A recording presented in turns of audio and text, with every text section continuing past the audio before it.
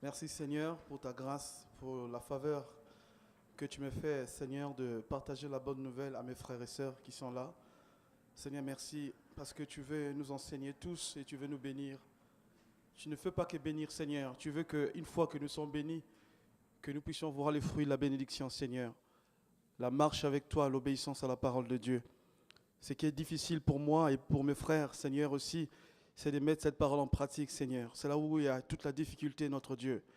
Seigneur, c'est plus facile d'entendre les paroles des enseignements, mais il est plus difficile de les mettre en pratique, Seigneur, notre Dieu. C'est difficile, mon Dieu, de planter, Seigneur, mon Dieu, de la vigne et de planter les graines de blé, de planter, Seigneur Jésus-Christ, mon Dieu, mon roi. C'est difficile, mon Dieu, mon roi, parfois aussi de récolter, Seigneur. C'est très difficile, notre Dieu. Seigneur, c'est facile d'entendre la parole, mais il est difficile, notre Dieu, de la vivre réellement. Seigneur, ma prière cet après-midi, c'est que tu m'aides, moi-même et mes frères, à marcher selon les Écritures. Seigneur, c'est ma prière vraiment que tu nous aides à mettre ta parole en pratique. Nous avons assez écouté, Seigneur. Nous avons assez entendu les enseignements. Beaucoup d'entre nous ont reçu les enseignements qui ont touché leur cœur. Beaucoup d'entre nous, Seigneur, ont entendu le message de l'Évangile pur et annoncé, notre Dieu. Mais peu d'entre nous, Seigneur, mettent cette parole en pratique parce que c'est difficile naturellement. C'est par le Saint-Esprit que nous pouvons avoir cette force, Seigneur, qui vient de toi. Aide-nous, Seigneur, à mettre ta parole en pratique. Ainsi, tu as dit par la bouche de ton apôtre, Seigneur Jacques, ne vous bornez pas à écouter la parole, mais mettez-la en pratique. Pourquoi me dites-vous, Seigneur, Seigneur, si vous ne faites pas ce que je vous demande? Seigneur, c'est ma prière cet après-midi, et que chacun, Seigneur, puisse faire des efforts en priant régulièrement, que tu puisses nous aider à obéir à la parole par la marche pratique de l'obéissance. Père, je bénis ton nom pour cela, que cette parole soit bénie, encore une fois, et sanctifiée, dans le nom de Jésus notre Seigneur. Amen.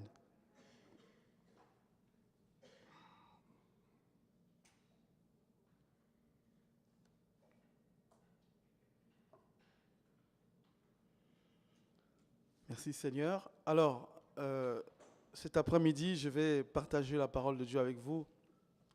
Je vais faire ça un peu de manière spéciale.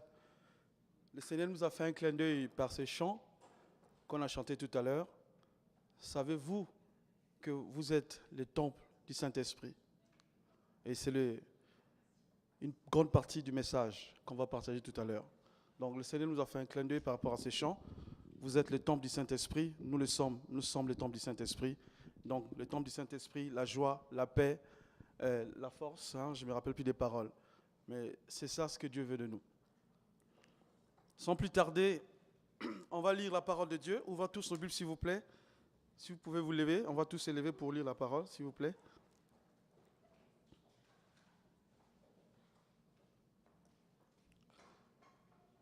On va commencer par lire donc 1 Samuel.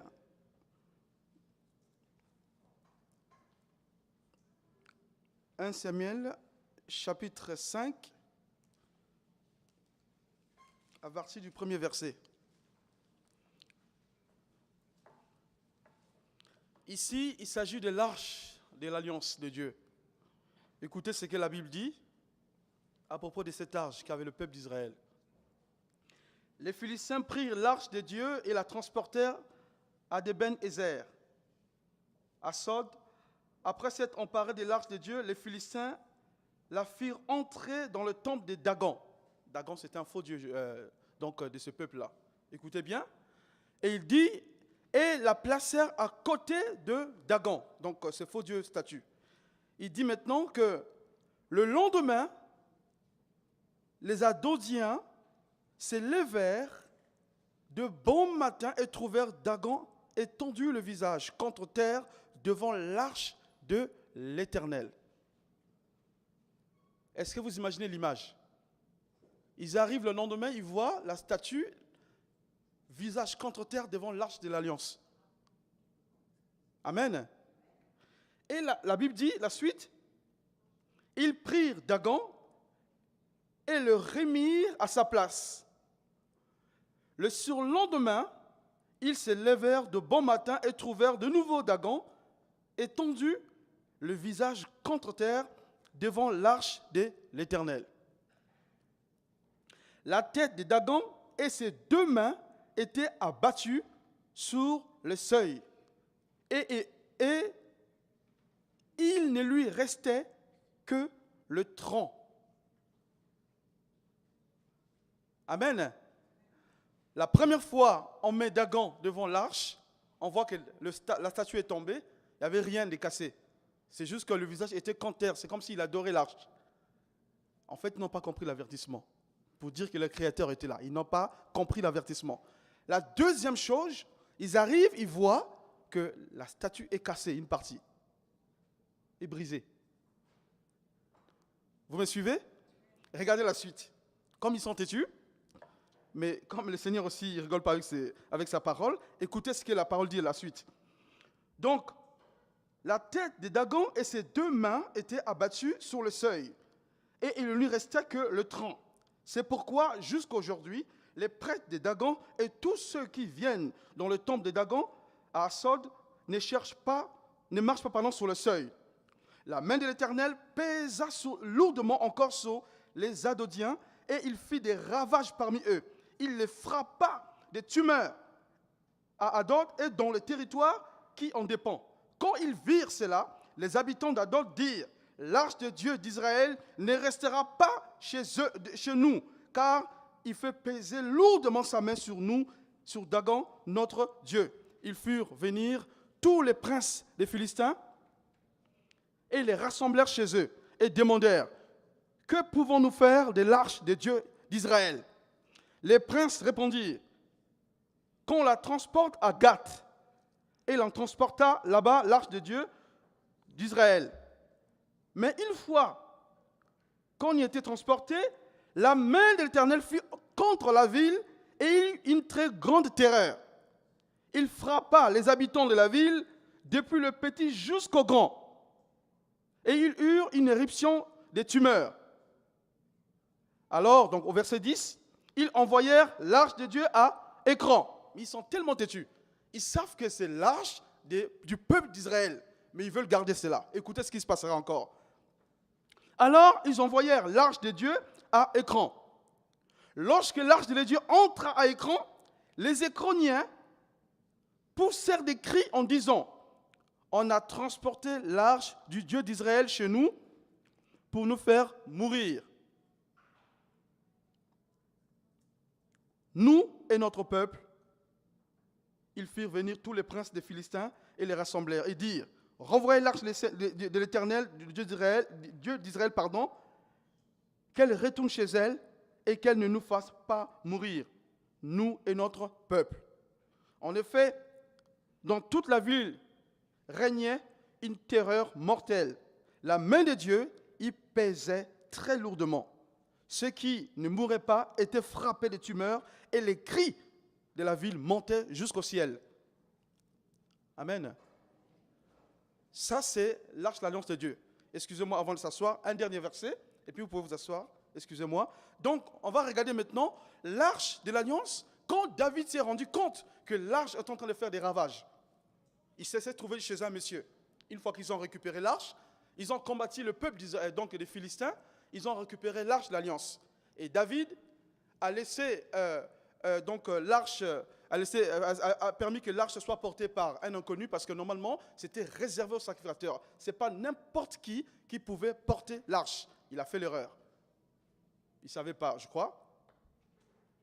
Mais regardez ce que la Bible nous dit. Ouvrons 2 Samuel, chapitre 6, verset 11. 2 Samuel, chapitre 6, verset 11.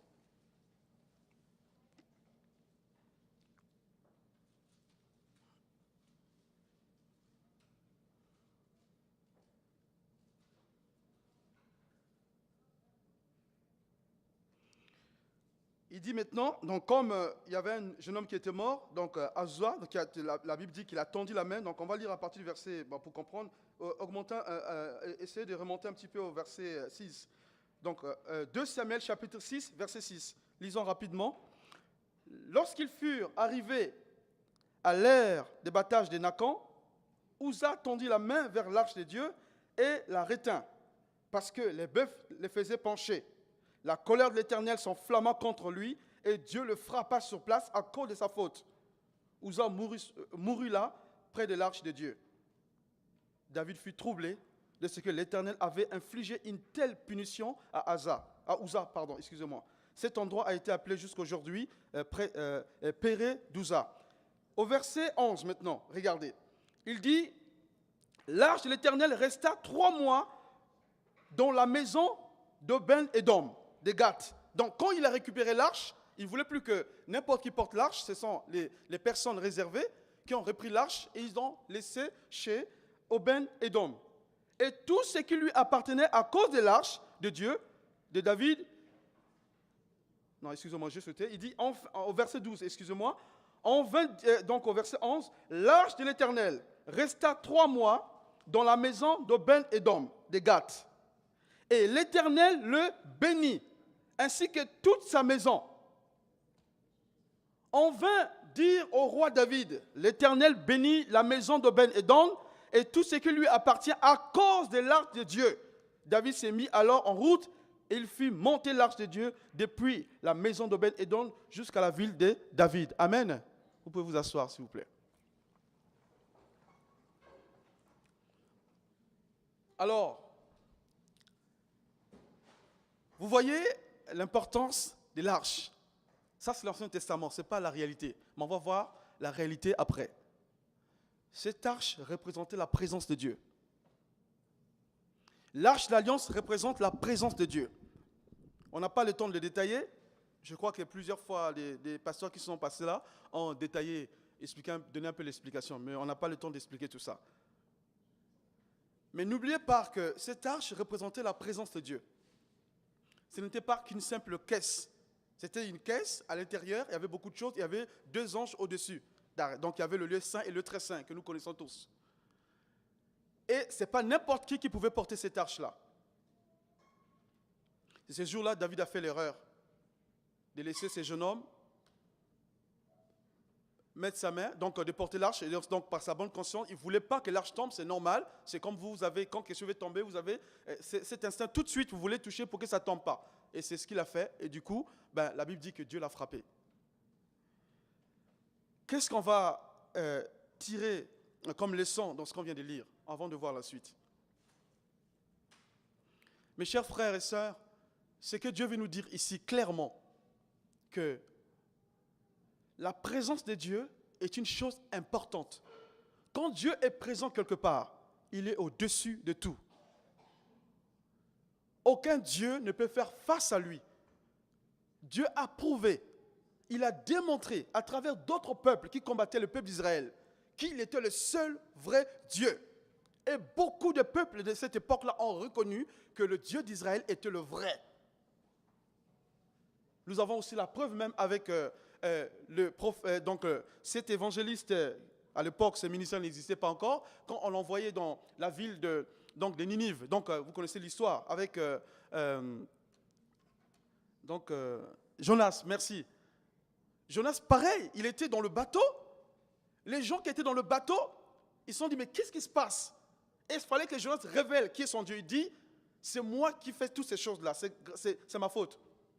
La Bible dit, quand ils ont vu ce qui s'est passé, ceux qui étaient dans le bateau ont pris des sacrifices et ils ont commencé à adorer le Dieu de Jonas. La même chose, quand le peuple d'Israël avait des combats avec les Philistins, quand ils avaient perdu après, ils ont reconnu que Israël avait un Dieu réel. Et donc Dieu était comme dans une petite caisse. Parce que la révélation n'était pas encore là, l'ombre des choses à venir n'était pas encore arrivée, donc le Seigneur Jésus. Donc tout était caché. Tout était caché quelque part.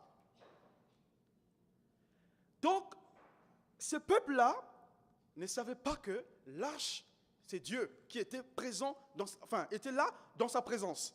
Et ils ont fait l'erreur de le mettre devant les faux dieux, donc les dieux qu'on a vus tout à l'heure, donc Dagon. Je n'aime pas citer ça en plus. Si vous lisez la signification, je n'aime pas citer ce nom.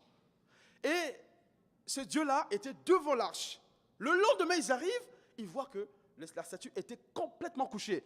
La Bible précise que la tête était sur le sol. Ça montre le signe d'adoration. On appelle ça proskuneo, c'est-à-dire que quand quelqu'un est totalement couché par le sol, la tête au sol, c'est ce que faisaient les prophètes quand Dieu leur apparaissait. Quand le Seigneur apparaissait, la majorité des prophètes, ils étaient couchés par la tête contre le sol, donc totalement couchés. On appelle ça le sens de l'adoration qu'on appelle proskuneo, donc le vrai mot. Vous me suivez ou pas? Et là, il y a une image que Dieu nous montre ici, que même ce faux Dieu, Dieu voulait montrer au peuple des Philistins que vous devez m'adorer, pas ces dieux-là. Vous suivez ou pas? Voilà l'image que Dieu veut nous montrer par rapport à ce passage-là. Le Dieu d'Israël est le seul vrai Dieu. Et ce que nous tirons nous allons tirer de cette histoire-là, la leçon, c'est que la présence de Dieu, on ne rigole pas avec ça.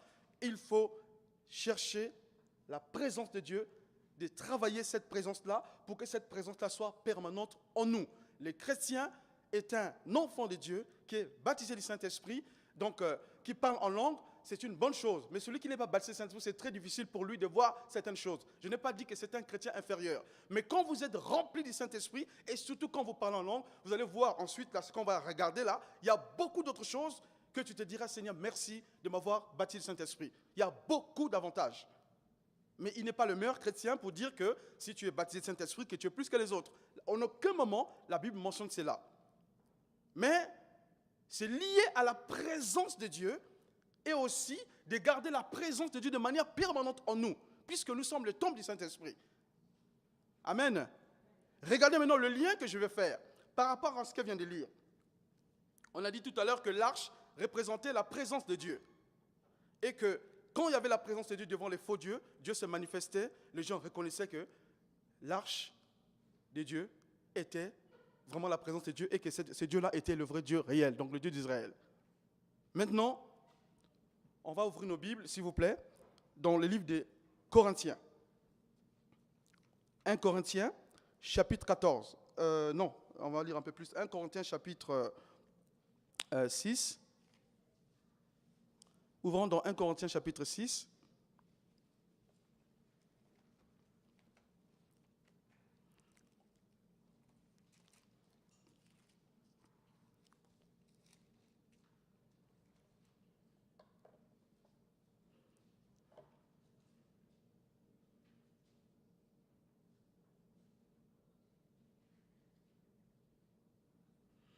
Lisons au chapitre 6, au verset 17. Écoutez ce que la Bible dit. On va commencer par le 17. Il dit, « Mais celui qui s'unit au Seigneur est un seul esprit avec lui. Fuyez l'immoralité sexuelle, tout autre péché qu'un homme commet est à l'extérieur de son corps. Mais celui qui se livre à l'immoralité sexuelle pêche contre son propre corps. » Au verset 19, regardez maintenant. Il précise pourquoi il parle de ce péché-là, de se livrer à l'immoralité et d'autres choses. Il dit maintenant, regardez, « Ne le savez-vous pas ?» Ce qu'on a chanté tout à l'heure, « Votre corps est le temple du Saint-Esprit qui est en vous et que vous avez reçu de Dieu. Vous ne vous appartenez pas à vous-même, car vous avez été rachetés d'un grand prix. Rendez donc gloire à Dieu dans vos corps et dans votre esprit qui appartiennent à Dieu. » Voilà. Vous voyez, votre corps est le temple du Saint-Esprit. La Bible dit que Dieu n'habite pas dans les choses faites des mains d'hommes. Si, regardez, quand on va quitter l'église ici, Dieu n'est plus là. Quand les cultes finissent, on part, le Seigneur n'est plus ici. Amen. Parce que Dieu est en nous par le Saint-Esprit. En même temps, il dit aussi, là où 2 ou 3 sont assemblés en mon nom, je suis au milieu d'eux. Là où 2 ou 3 sont assemblés en mon nom, je suis au milieu d'eux. Donc, si, après les cultes, nous quittons cette salle, les heures qui viennent après, donc si on n'est pas là le mardi ou le vendredi, et si entre lundi et dimanche prochain, il n'y a pas un culte, les gens ne viennent pas adorer Dieu ici, Dieu ne sera pas là. Est-ce que vous me suivez? Ça, c'est textuellement selon la doctrine de Dieu. Je n'ajoute rien. Dieu est en nous par le Saint-Esprit. Et nous sommes son temple.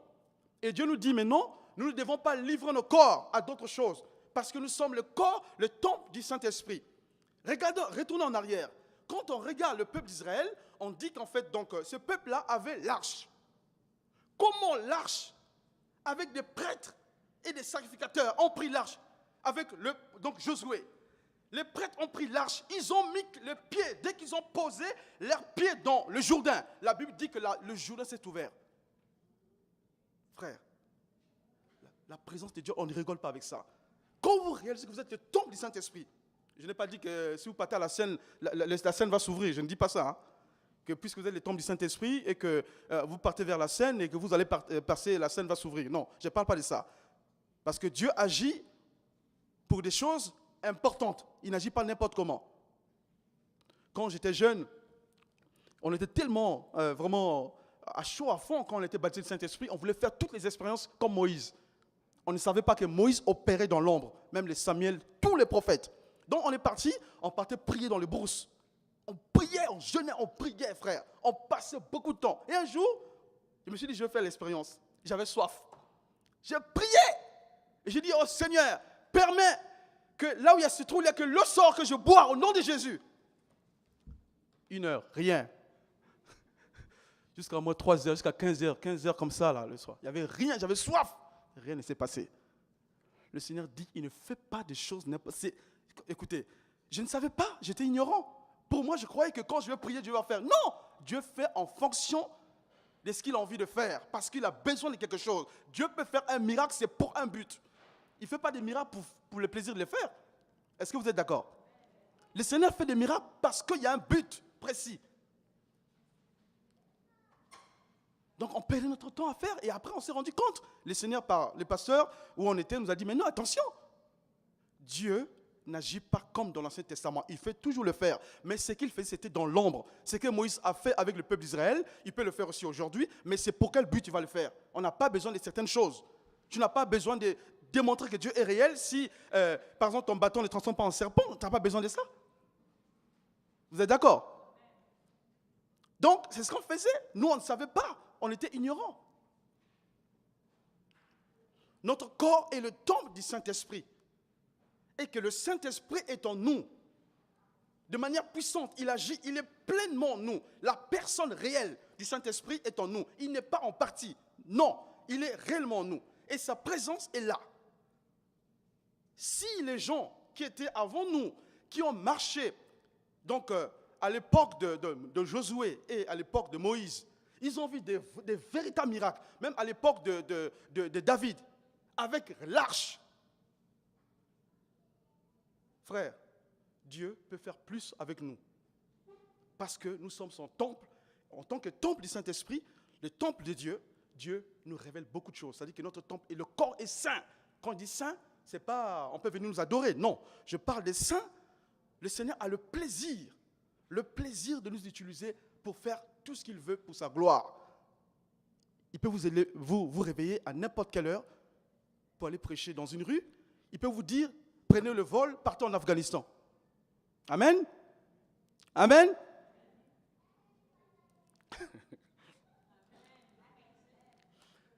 Le Seigneur ici peut parler, il peut dire, mon frère, ma soeur, arrête tes études. Là maintenant, il est l'heure que tu rentres dans le ministère.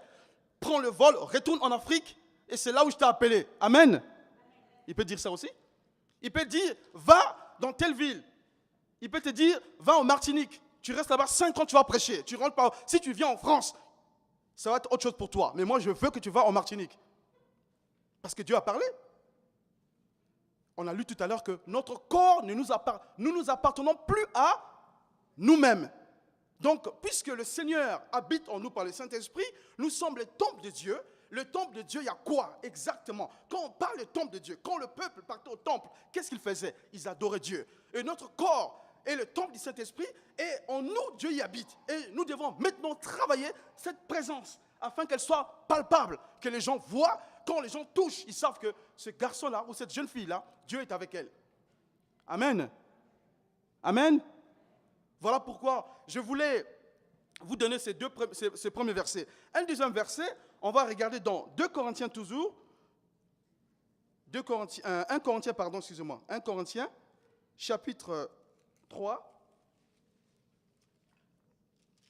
verset 16.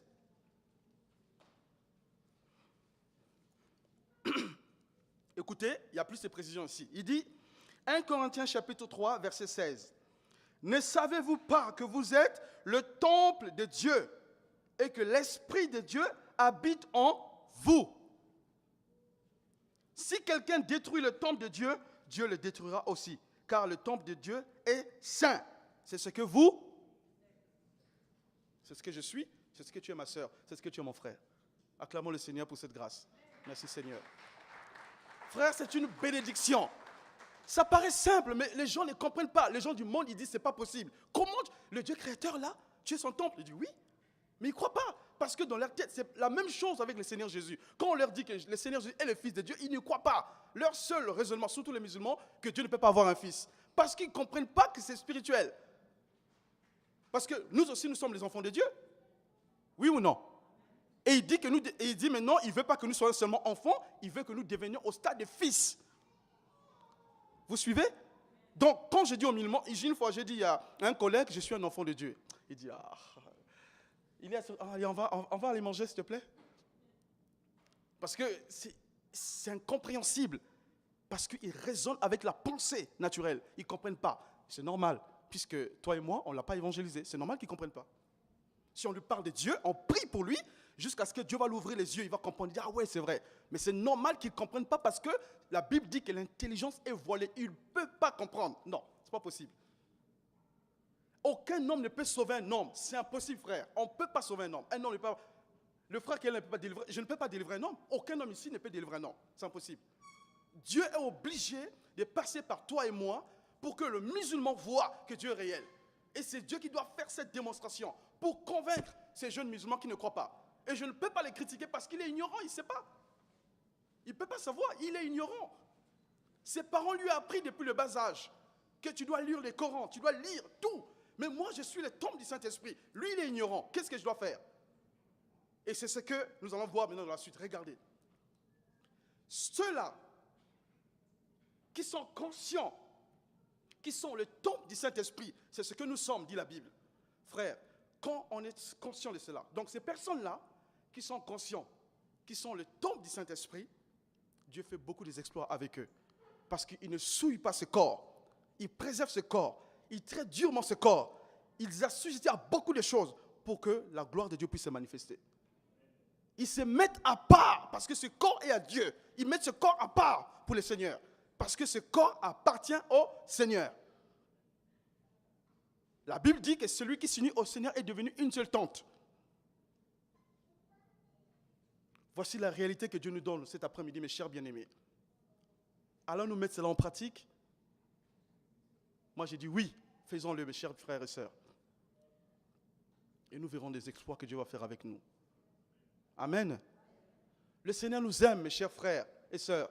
Dieu nous aime tellement parce qu'il a fait tout pour toi et moi. C'est ce qu'il veut, c'est que nous soyons victorieux parce qu'il a fait de nous son temple. Et il habite en nous. Et s'il habite en nous, il va nous conduire. Puisqu'il est en nous, il est comme le gouvernail. Il nous dirige partout. Amen.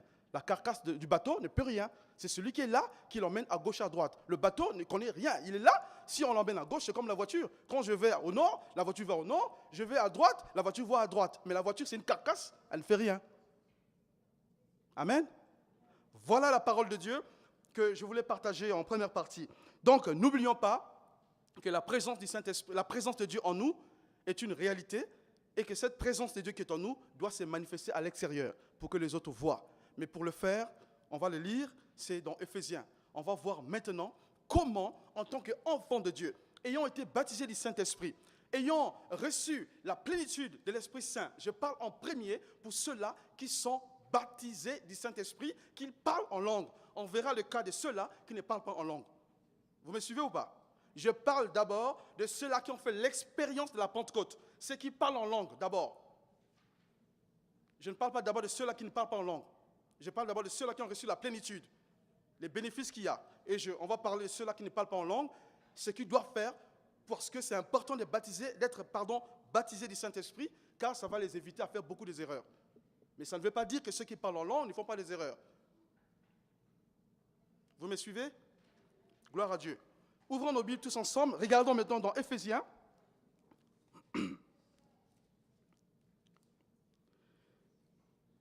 Ouvrons nos Bibles dans Éphésiens, chapitre 5, en premier.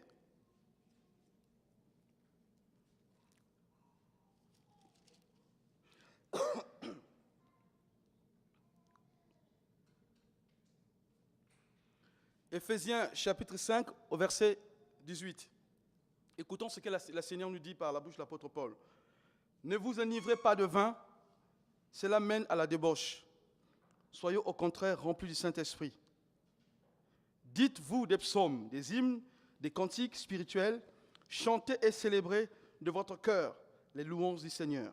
Remerciez constamment Dieu le Père pour tout au nom du Seigneur Jésus-Christ. Soumettez-vous les uns des autres dans la crainte du Seigneur. Amen. Je répète, c'est une phrase importante. Ne vous enivrez pas de vin, cela vous amène à la débauche. Soyez au contraire remplis de l'Esprit Saint. Dites-vous des psaumes, des hymnes, des cantiques spirituels, chantez et célébrez de tout votre cœur les louanges du Seigneur. Remerciez constamment Dieu le Père pour tout au nom de notre Seigneur Jésus-Christ. Au verset 21, soumettez-vous les uns aux autres dans la crainte du Seigneur. Éphésiens chapitre 6, donc la suite, on va regarder encore dans Éphésiens chapitre 6, verset 18. Lisons ce qui est écrit dessus. Pardon. La Bible dit au verset 18, « Faites en tout temps par l'Esprit toutes sortes de prières et de supplications. Veillez à cela avec une entière persévérance. Faites en tout temps par l'Esprit toutes sortes de prières. Veillez à cela avec une entière persévérance. » Amen. On a dit tout à l'heure que nous sommes le temple du Saint-Esprit. Et que le Saint-Esprit habite en nous, bien sûr. Et c'est ce que nous sommes, dit la Bible. Et qu'à l'époque, l'Arche de l'Alliance représentait le temple de Dieu.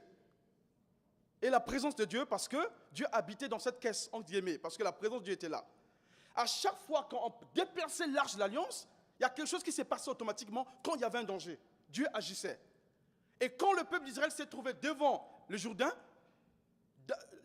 Josué a reçu l'ordre du Seigneur. Quand les sacrificateurs et les prêtres, ils ont pris l'arche, ils ont posé, donc avec tout ce qui allait avec, donc les accessoires.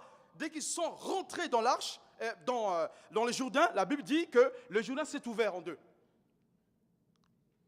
Et que cette même arche a été déposée chez un monsieur, chez Eben-Edom. La Bible dit que cet homme est devenu prospère parce que l'arche était chez lui. Il est devenu très riche. Et toute sa famille commençait à être prospérée, à commencer à être riche, à prospérer. C'est ce que dit la Bible ici. David s'est rendu compte, il a dit, ah non, il faut que j'aille récupérer ça. Il est venu récupérer l'arche et il l'a ramené. Parce que si l'arche continue à rester chez Eben-Edom, c'est sûr qu'ils allaient devenir encore très très riches, très très bénis. Il a récupéré l'arche.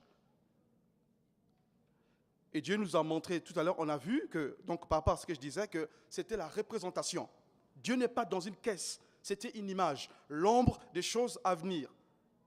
Et qu'il fallait qu'un homme vienne, crucifié, cloué, abattu, on l'a fait souffrir, il est mort et ressuscité. Il fallait que cet homme vienne pour accomplir. Et quand il a accompli, il a envoyé le Saint-Esprit. Et tout est inclus dans l'œuvre de Christ. Ce qu'on appelle l'œuvre achevée de Christ, dans sa mort, son ensevelissement et sa résurrection. C'est pour ça que si Jésus n'était pas mort, si Jésus n'était pas non plus aussi ressuscité, ça ne servait à rien. Il fallait que Jésus soit mort, c'est vrai, mais ça ne suffisait pas de s'arrêter là. Il fallait qu'il soit aussi ressuscité pour notre justification. Tous ceux qui sont justifiés, après, quand ils sont justifiés, une fois que nous sommes justifiés, on a accès au trône de Dieu, on peut venir devant le Seigneur. Parce que Dieu, quand il nous regarde, il ne voit pas tel que nous sommes, il voit Jésus en nous. La Bible dit que nous sommes sanctifiés, nous avons été justifiés, nous avons été lavés par le sang de Jésus, par le moyen de la foi en Jésus-Christ. Amen. Nous avons été sanctifiés, donc la justification vient à travers là, cet acte-là de Jésus. Donc il fallait que Jésus meure. Mais tous ceux qui sont maintenant devenus enfants de Dieu, à travers la mort de Christ et la résurrection, qui symbolise notre, donc, pas symbolise, qui représente, donc, parce qu'il fallait que Jésus soit ressuscité pour notre justification. Après la résurrection, nous pouvons maintenant naître de nouveau, parce que c'est par le Saint-Esprit que nous pouvons naître de nouveau. Voilà pourquoi aucun apôtre n'était né de nouveau. Tous les apôtres, après la mort de Jésus, aucun n'était né de nouveau. La nouvelle naissance est venue qu'après la résurrection de Jésus et que la Pentecôte est venue. Il fallait que le Saint-Esprit vienne. Parce que la nouvelle naissance est par le Saint-Esprit. Amen. Amen. Vous êtes d'accord? Bien. Et là maintenant, quand le Saint-Esprit est arrivé, la Bible dit maintenant, il va habiter en nous. Il est devenu notre maître dans notre corps, puisque notre corps représente le temple du Saint-Esprit, comme dit la Bible, et nous le sommes vraiment. Maintenant, nous sommes le temple du Saint-Esprit. Qu'est-ce qu'il faut faire? Comment? J'ai dit tout à l'heure, pour ceux-là qui parlent en langue, on a cité le verset ici. Regardez les bénéfices, frères. C'est pour ça que je vais vous encourager. Je vais faire une prière tout à l'heure. Recherchons cela. Le baptême du Saint-Esprit est important, frère. Posez-vous la question, pourquoi à l'église on en parle tout le temps? Posez-vous la question. Et l'apôtre Paul insistait sur ça. Pourquoi l'apôtre Paul disait, je désire que vous parlez tous en langue? C'est un signe du baptême du Saint-Esprit. Il voulait absolument. Il dit, je désire. Parce qu'il a vu les bénéfices. Temple du Saint-Esprit que nous sommes, Dieu nous dit maintenant, la présence de Dieu qui est en vous, ma soeur, et en moi, mon frère, cette présence-là, elle peut rester comme ça. Tu peux être chrétien. Le temple du Saint-Esprit, c'est vrai. Dieu ne peut pas aussi t'utiliser tant que tu ne fasses pas autre chose. Il y a des chrétiens aujourd'hui qui sont nés de nouveau à l'église, baptisés, qui ont prié en langue, qui sont morts, ils n'ont rien fait. Ils n'ont même pas gagné une âme. Ils n'ont même pas prophétisé, même pas un miracle. Dieu ne les a même pas utilisés pour faire quoi que ce soit. Parce que les gens croient que le baptême du Saint-Esprit, c'est le top. Non! Une fois que tu es baptisé, c'est le ABC déjà. Quand tu es baptisé, maintenant, les autres choses viennent après. Vous me suivez ou pas? Maintenant, il faut travailler cette présence. Cette présence qui est en vous, mon frère. Cette présence qui est en vous, ma soeur. Il faut travailler les psaumes, les hymnes, prier en langue régulièrement. Vous allez voir que cette présence va se manifester de manière palpable. Les gens vous voient, ils voient que votre visage rayonne. Il y a quelque chose qui se passe, c'est différent. Votre sourire est vrai, ce n'est pas un faux sourire. Mais le sourire vrai, quand il sourit, on sait que ce frère-là, il y a une paix certaine dans le cœur. Tu es devant quelqu'un qui est possédé. La présence de Dieu qui est en toi. On a vu tout à l'heure avec Dagon. Ce Dieu ne pouvait pas supporter la présence de l'arche. La Bible dit, le lendemain, il était au sol. Après, donc quelques membres étaient cassés. Et là, c'est la même chose pour un chrétien. Si quelqu'un est rempli du Saint-Esprit, il est conscient qu'il est le temple de Dieu. Frère, si c'est faux, je peux pas arrêter tout ce que j'ai fait à l'école biblique. Je décide de ne plus être chrétien. Si la Bible force, j'arrête tout. Et ça, je défie mes amis ingénieurs qui sont là où je travaille. Je leur dis clairement la vérité. Mes copains qui sont musulmans, je leur dis, si la Bible force, j'arrête tout. Parce que je vois de mes yeux. Je leur dis que je suis le temple du Saint-Esprit. Malgré mes faiblesses, malgré ce que je suis. Mais je réalise dans mon esprit que je suis le temple du Saint-Esprit et Dieu habite en moi. Et la Bible dit clairement que si vous l'êtes vraiment, frère, quel que soit le Dieu qui va être devant vous, il y a quelque chose qui va se passer. Et ça, je ne réalise pas. Et c'est ça, mon frère, ma soeur. Tu dois réaliser, nous devons réaliser que le temple du Saint-Esprit que nous sommes, c'est une réalité. Il faut travailler, le parler en langue, prier, les psaumes, les cantiques de louange spirituelle, chanter en langue. Et cette présence va se manifester. Vous allez le voir. C'est-à-dire que c'est palpable. Les gens vont se sentir, frère, c'est bizarre quand toi tu es là, il y a quelque chose qui se passe. Et c'est une réalité. Et si tu rentres dans le métro, quelqu'un est possédé, il ne peut pas supporter ça. C'est pas possible. Il ne peut pas supporter ça. S'il y a un voyant, il va trembler. Forcément, il va venir pour savoir qu'est-ce qui se passe. Il voit qu'il y a quelque chose de différent, frère. C'est ça qui est en vous et en moi. Mais pourquoi nous ne le faisons pas manifester, frère? Pourquoi? Le problème, ce n'est pas Dieu, c'est vous et moi, le problème. Il faut que nous réalisons. Il faut travailler cette présence-là pour qu'elle soit manifeste. Les psaumes, les prières, la louange, prier régulièrement. Les louanges, les psaumes, les hymnes, là, et au fur et à mesure. Vous allez voir, un jour, vous allez voir quelque chose va se passer. Je dis bien palpable. Ce n'est pas que je sens, non, tu vois quelque chose de palpable. les gens réalisent que Dieu est avec toi. Une présence réelle. Tu sens la présence de Dieu, mais tu sens que c'est palpable aussi. C'est-à-dire que les gens voient de l'extérieur. Merci Seigneur. Voilà. Je reçois une pensée de Dieu. J'étais à Lyon. Je prêchais. Pendant que je prêchais, et je parlais sur le cep et le sarment. Que nous sommes le sarment, Jésus est le cep. Pendant que je prêchais, et je ne sais pas pourquoi, j'insistais, Jésus est le cep, Jésus est le cep. Mon frère, tu es le sarment. Mon frère, tu es le sarment. Jésus est le cep. Il faut que le Saint-Esprit venant puisse t'aider à obéir à la parole de Dieu. Si le Saint-Esprit ne t'aide pas, tu ne pourras pas. Naturellement, un homme ne peut pas obéir à Dieu parce que c'est impossible. C'est Dieu qui, par le Saint-Esprit, nous aide à aimer sa parole. Pendant que je prêchais, donc j'insistais sur le cep, le cep, le cep. Mais quand on parle beaucoup du Seigneur Jésus, il se manifeste. Et je ne savais pas, pendant que je prêchais, et je vois la femme du pasteur qui était devant. Elle ouvre ses yeux, elle regarde. Elle fait ça. Elle a vu la gloire de Dieu sur le salle. Personne ne voyait. Elle était devant. Et à un moment donné, je vois les visages des frères qui étaient devant. Ils voyaient quelque chose, mais nous, on ne voyait pas. On ne voyait pas. La présence de Dieu s'est manifestée. Et là, il y avait un jeune homme qui était là. Justement, il avait des grandes difficultés personnelles sur certaines choses. Parce que l'église l'avait maltraité sur pas mal de choses. Et là, les paroles sont sorties. Le monsieur a été béni. Il y avait une jeune fille qui était liée par le péché. Elle dit frère, bon, je n'ai pas honte de dire ça. Il a dit, frère, chaque semaine, je couche avec des hommes. Elle était à l'église.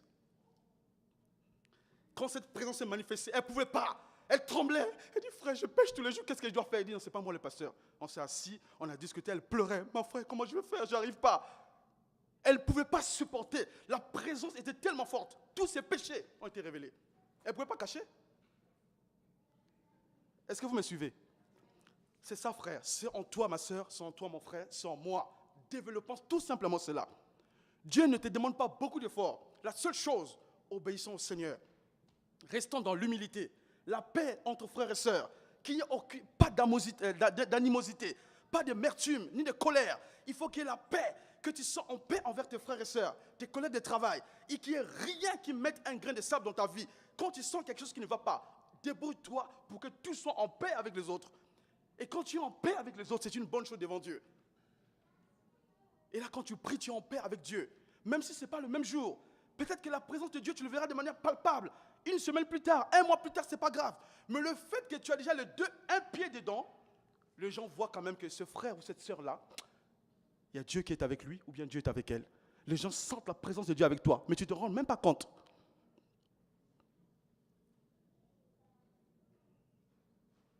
Amen.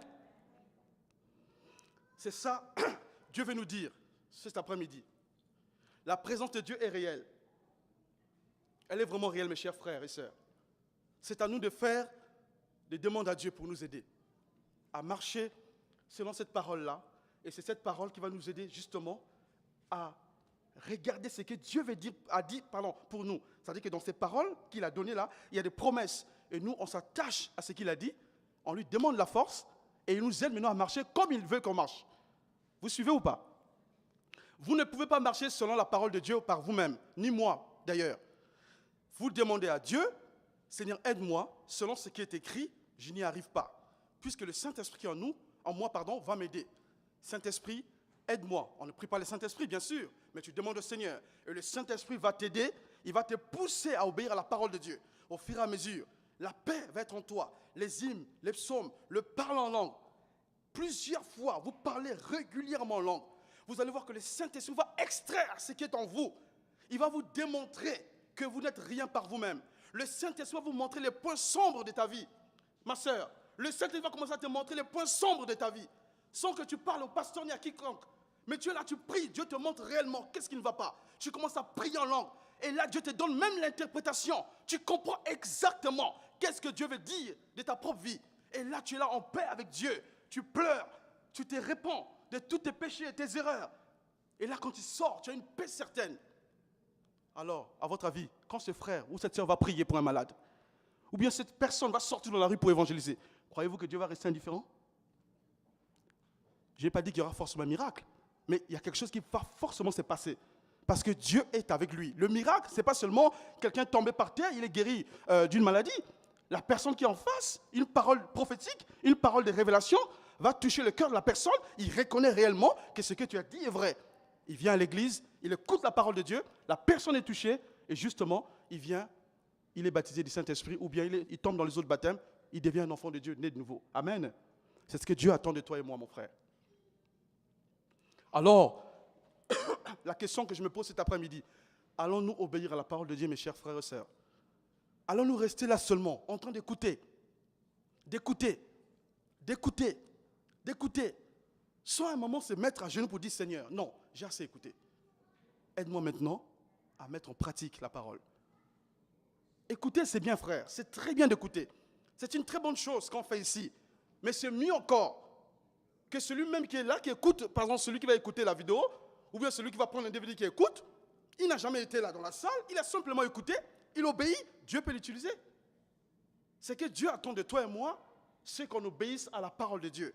Et cette présence, mes chers frères et sœurs, va se manifester de manière palpable. On va le toucher, on va le voir. La présence de Dieu est réelle. Mais c'est par la prière, les psaumes, en lisant les psaumes, la parole de Dieu, les hymnes, la louange, au fur et à mesure. Ce n'est pas automatique, Dieu le sait. Mais faites ça régulièrement. Et cette présence sera manifeste de manière vraiment authentique, je peux le dire. Amen. En tout cas, que Dieu nous bénisse dans ce sens. Parce que c'est très important. Et je disais que c'était pour ceux qui parlent en langue en premier. Et pour finir, par rapport à ceux qui parlent en langue, on va lire 1 Corinthiens. Vous allez voir pourquoi c'est important. Quand on veut la présence de Dieu et quand on prie beaucoup en langue, c'est plus facile même. Donc, 1 Corinthiens, chapitre 14.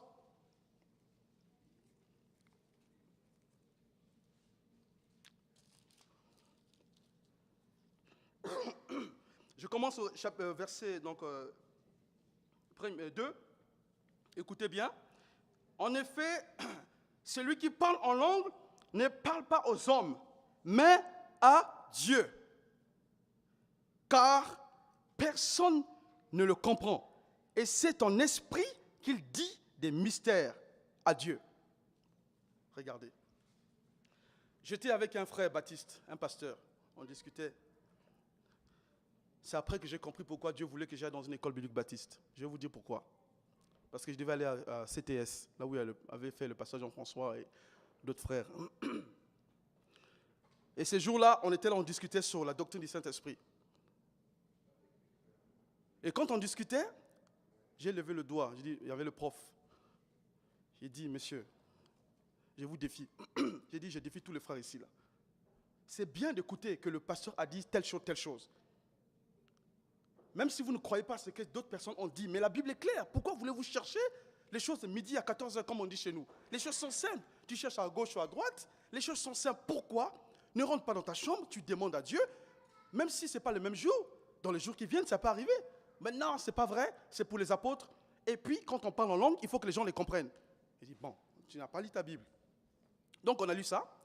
Celui qui parle en langue, c'est ton esprit qui dit des mystères à Dieu. Et personne ne le comprend.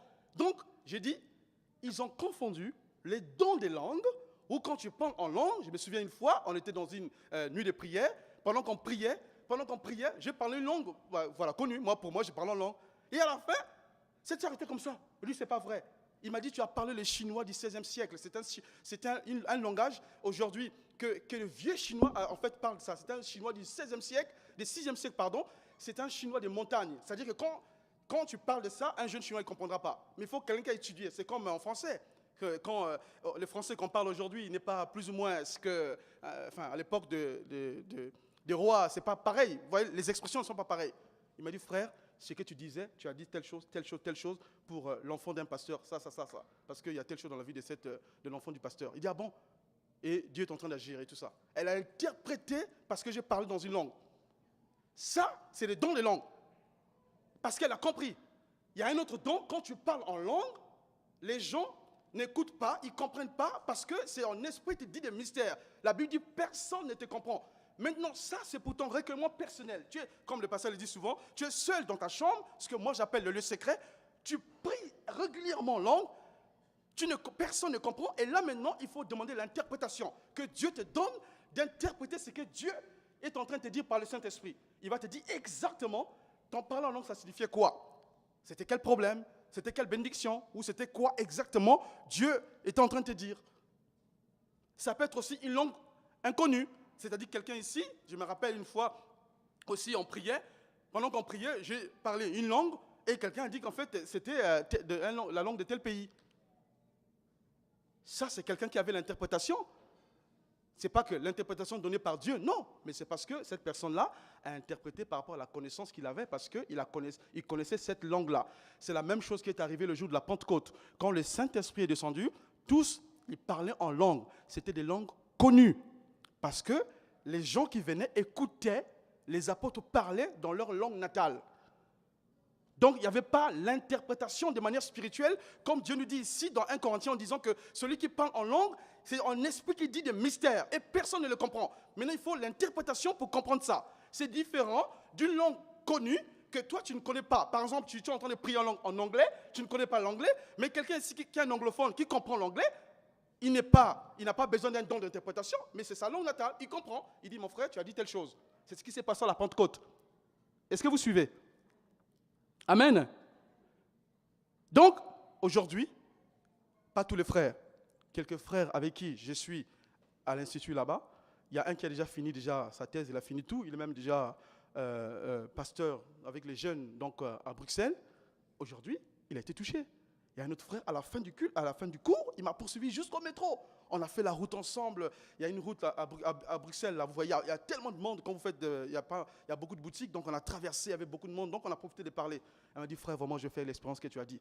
Il dit, vraiment, je te remercie pour ce témoignage, merci beaucoup, ça l'a encouragé. Et pourtant, il ne croyait pas avant. Mais il fallait que je dise ça, parce que je crois en ça.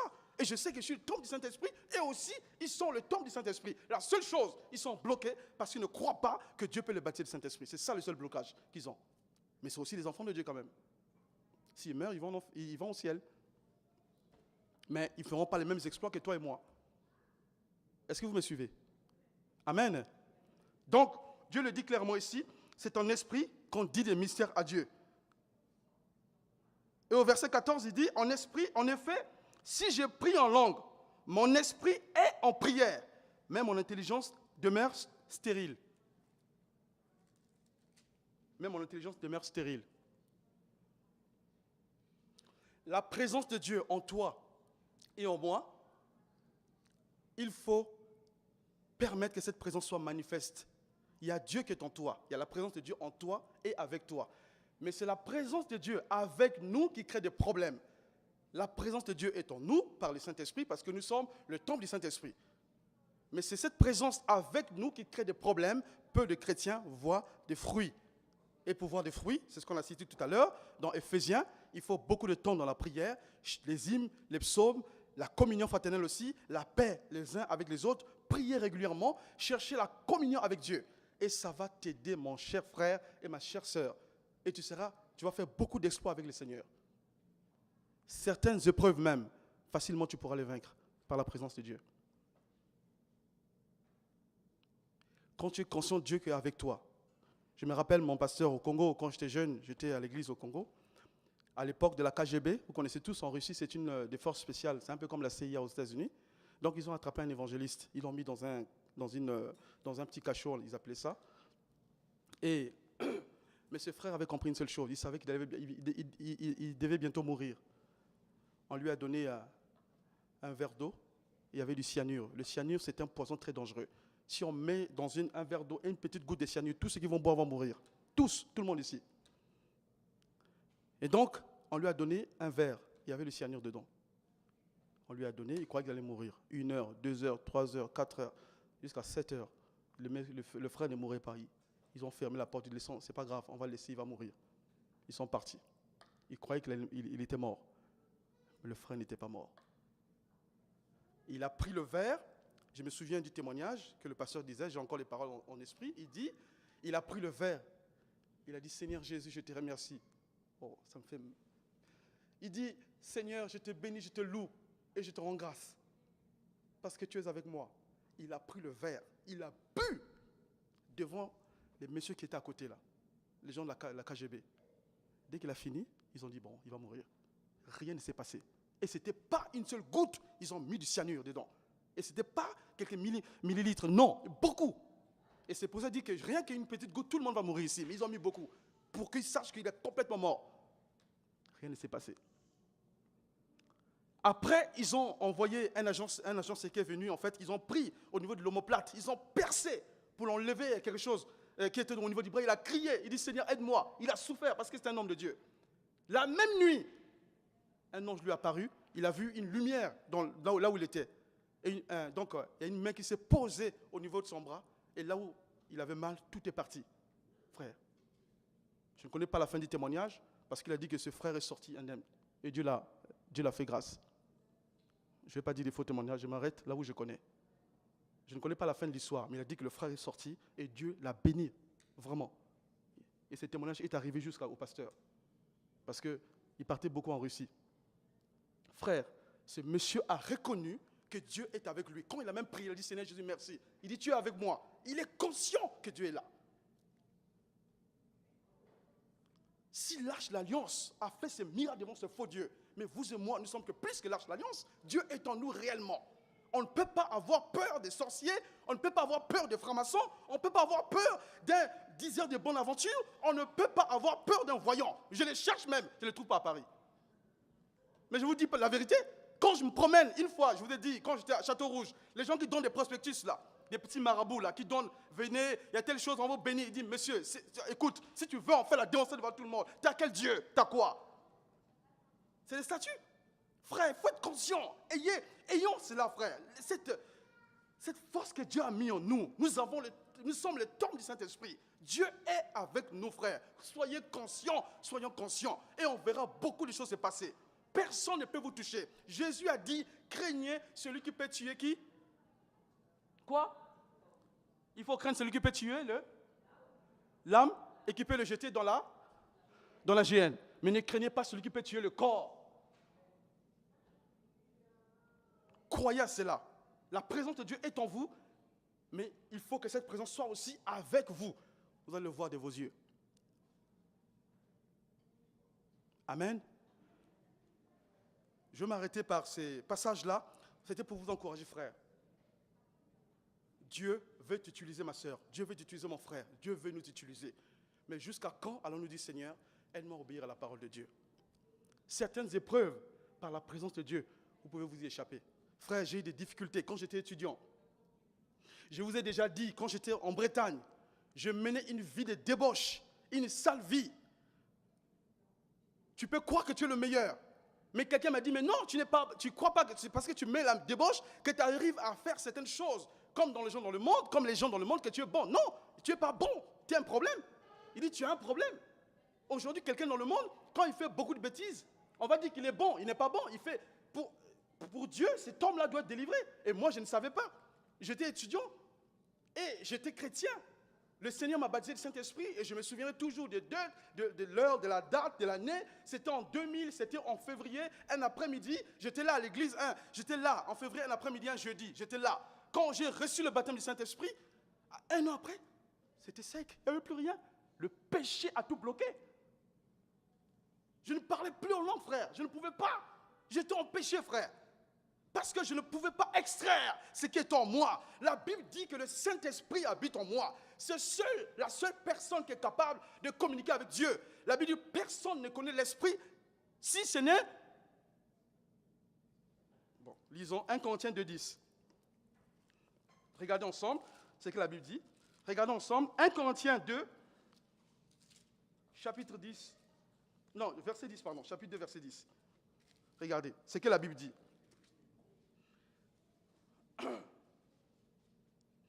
Or, donc 1 Corinthiens chapitre 2 verset 10. Or, c'est à nous que Dieu l'a révélé par son esprit, car l'esprit examine tout, même les profondeurs de Dieu. En effet, qui parmi les hommes connaît les pensées de l'homme, si ce n'est l'esprit de l'homme qui est en lui? De même, personne ne peut connaître les pensées de Dieu, si ce n'est l'esprit de Dieu. Regardez la puissance qu'il y a là avec le parler en langue. Quand quelqu'un parle en langue, son esprit est en prière. Il dit des mystères à Dieu qu'il ne comprend pas. Peut-être qu'il parle de l'évangélisation, des guérisons, de la résurrection, de la repentance, le retour de Jésus. Je ne sais pas. Il dit des mystères que seul l'Esprit de Dieu comprend. Parce que l'esprit de la personne qui prie en langue est en communion avec l'Esprit Saint. Ils sont une seule tente, une seule personne. Quand ils intercèdent, il y a une communion réelle entre les deux. Pour que l'homme maintenant qui prie puisse comprendre, il faut qu'il y ait une interprétation de Dieu qui va communiquer à ton esprit et ça devient intelligible. Il va comprendre maintenant naturellement avec l'intelligence humaine, il comprend exactement qu'est-ce qu'il était en train de dire dans le mystère quand il parlait en langue. Frère, ces choses-là, je ne le savais pas et le péché a bloqué mon parler en langue. J'arrive à Brest, un frère me dit, frère, Dieu te donne une chance. J'ai fait un songe, tu vis dans le péché. Si tu ne te détaches pas, tu souffriras toute ta vie. Je voulais bouder. Il me dit, mes frères, boude comme tu veux. Mais j'ai reçu cette nuit un songe. Tu fais le fort à l'église. Mais je sais, Dieu m'a montré. Je me suis retourné entre moi-même, je suis tombé par terre. J'ai demandé pardon à Dieu. 2 jours plus tard, donc quand vous êtes à la cité universitaire, il y a ce qu'on appelle les GBU. C'est le groupe biblique universitaire. Vous connaissez, non? Donc j'étais au GBU. Il y a un frère qui était là, qui est devenu pasteur. Et il m'a dit, frère, on a besoin de toi, tu viens venir prier pour le malade. Je savais ce que j'avais reçu. Mais puisque j'étais dans le péché, tout de suite, je sais, si je pars, j'aurai des problèmes. J'ai refusé pour aller prier. Quelqu'un qui était à 2 doigts de mourir. Les frères m'ont appelé, viens prier pour lui, on t'attend. Mais puisque j'étais dans mon péché tout sucré, je ne voulais pas abandonner. Ben justement, quand la Bible dit que l'âme qui pêche est celle qui mourra et tous les péchés ont des conséquences, oui ou non? Ben, comme j'ai refusé, Dieu me dit, ok, on va voir. Pour moi, je n'étais pas en paix. Vous savez à quel moment j'ai été en paix? Depuis 2001, j'étais à Brest. C'est en 2014, j'ai appelé le frère. J'ai dit, est-ce que le frère qui était à l'hôpital était vivant ou il était mort depuis ce jour-là? Donc 13 ans plus tard, Dieu m'a rappelé ça. J'ai téléphoné à un frère à Brest. Il dit, tu te souviens? Il m'a dit, oui, je me souviens, j'aurais aimé. Je n'ai pas oublié. Il dit, est-ce que ce frère était mort? Non, il n'est pas mort. Ce frère-là, Dieu l'avait guéri, même si tu n'étais pas là. Parce que ça pesait encore sur moi, parce que j'avais refusé. J'arrive à Paris. Une vraie souffrance. Je n'arrivais pas à parler en langue. Je n'arrivais pas, frère. Gloire soit rendue à Dieu. J'arrive. Donc, là où j'habitais chez mon propriétaire, ce monsieur il était dans l'église réformée de France. Donc, on ne parlait pas beaucoup de Saint-Esprit, donc on ne parlait pas beaucoup de ça. Il m'a dit, mais par contre, j'ai ma soeur qui a une fille, j'ai ma soeur, qui garde, il a une fille, et sa fille est gardée par une jeune africaine qui va dans une église à Paris. Donc, elle est la nounou et tout ça. Je peux te mettre en contact avec elle. Elle va dans une église à Paris. C'est la sœur Sophia, si vous la connaissez. Elle priait beaucoup en anglais. Elle était du Kenya. Je suis venu, elle me l'a présenté. Il me l'a présenté, Elle me dit, c'est toi, Jean-Aimé, il n'y a pas de souci. On a pris rendez-vous donc, au métro Pernetti. On arrive. Dès qu'on rentre, je suis rentré à l'église. J'ai écouté les chants, j'ai écouté ce qu'il disait. J'ai dit, bon, c'est pas mal. Je me suis assis. C'est le 2e dimanche. Il y avait le pasteur Marc à l'époque qui était là. Et j'étais assis, je me souviens, là c'est la chaire, j'étais à droite. Quand je rentre de la salle, j'étais à gauche. J'étais assis là. Mais puisque je savais que Dieu connaît toutes choses maintenant, puisque le frère m'avait montré que si tu continues, tu vas t'entêter. Mais comme j'ai prié, je me suis repenti après, Dieu m'a fait grâce. Le frère a prophétisé. Il a dit exactement ce que je vivais. J'étais là assis. Quand je me suis levé, je n'ai pas eu honte devant les frères de mon âge qui étaient là. Il y avait des Cyril, Ibrahim, des Parfaits, beaucoup de gens. En ce jour-là, on ne se connaissait pas encore. Il y avait pas mal de frères que je connaissais, on était jeunes. Je n'ai pas eu honte. Je me suis levé, j'ai dit, Seigneur, c'est moi. Tous les péchés qu'il a cités, j'ai dit, je n'ai pas eu honte. J'ai accepté. Je me suis levé, j'ai pleuré. Quand ils ont prié pour moi devant, j'ai accepté la prière. Je suis rentré chez moi, je me suis mis à genoux. Et là, frère, écoutez, le parlant en langue qui était caché, une semaine plus tard, les choses commençaient à ressortir. Et la présence de Dieu, je commençais à le voir, comme ça, le toucher. Et les gens voyaient, ils disent, oui, il y a une présence en toi. Et quand je m'approchais, si quelqu'un possédait, il ne peut pas résister. C'est en toi et en vous. Mais ce qui bloque ça, c'est le péché. C'est pour ça que j'ai dit tout à l'heure au début, est-ce que nous allons maintenant obéir au Seigneur? Obéissant à Dieu. Le péché bloque beaucoup de choses, énormément. Mais Dieu veut nous utiliser. Le parler en langue est important. Ceux qui ne parlent pas en langue, priez. Demandez au Seigneur. Dites au Seigneur, c'est la promesse qui m'appartient aussi. Rappelez au Seigneur ce qu'il a dit par la bouche du prophète Joël. Que vos fils et vos filles prophétiseront. Vos jeunes gens auront des songes et vos vieillards des visions et des songes. Rappelez à Dieu ses promesses. Rappelez-lui toutes ces promesses-là. Dites au Seigneur, c'est aussi pour moi. Croyez mon frère, vous allez recevoir la plénitude. C'est nécessaire. C'est vraiment important. mais ce n'est pas obligatoire pour être sauvé. Je le précise parce que ça a touché un frère qui a été déçu. Croyons que parce qu'il ne parlait pas en langue, il n'ira pas au ciel. Non. Mais c'est nécessaire pour avoir une vie chrétienne victorieuse. Surtout pour témoigner du nom de Jésus, pour évangéliser les âmes dans la rue, pour témoigner au niveau de la famille, pour les confrontations qu'il peut y avoir, surtout ceux qui voyagent dans des pays où il y a beaucoup d'occultisme. Quand tu arrives, quand tu es rempli du Saint-Esprit, tu commences à prier en langue, ça repousse certaines forces qui veulent te faire du mal. Ça arrive dans beaucoup de pays, frère. Je ne vais pas citer les noms. Il y a des pays, quand tu arrives, il y a une atmosphère satanique, certaines villes. La première fois, je suis arrivé à la porte de Clignancourt. Dès que je suis arrivé, il y a une atmosphère impure. Vers Château-Rouge, une atmosphère impure. Si tu es spirituel, tu vas le sentir. Parce qu'il y a une présence. Tu vois là, il y a une présence bizarre. Parce qu'il faut le travailler. Le parler en langue va t'aider à extraire beaucoup de choses que Dieu a mis en toi. Mais si tu ne parles pas en langue, demande au Seigneur. Il t'aidera. Ce qu'il faut faire, il faut beaucoup prier. Il faut beaucoup intercéder. Beaucoup prier. Beaucoup prier.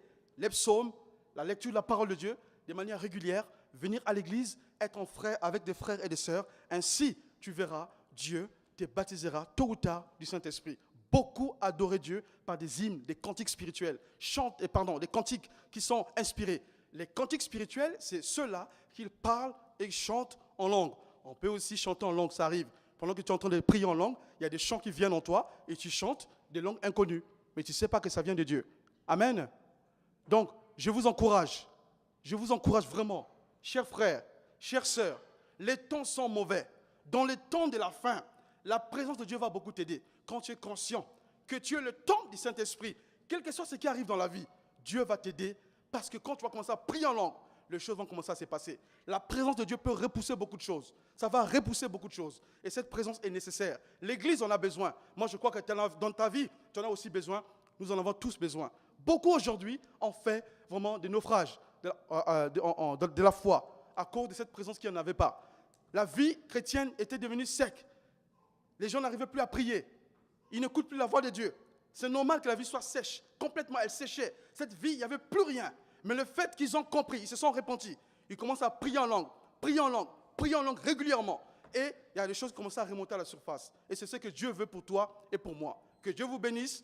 Cherchez la paix avec tout le monde. Cherchez la paix avec tout le monde. Soyez en paix avec vos frères et sœurs. Soyez en paix avec vos collègues de travail. Soyez en paix avec même les païens.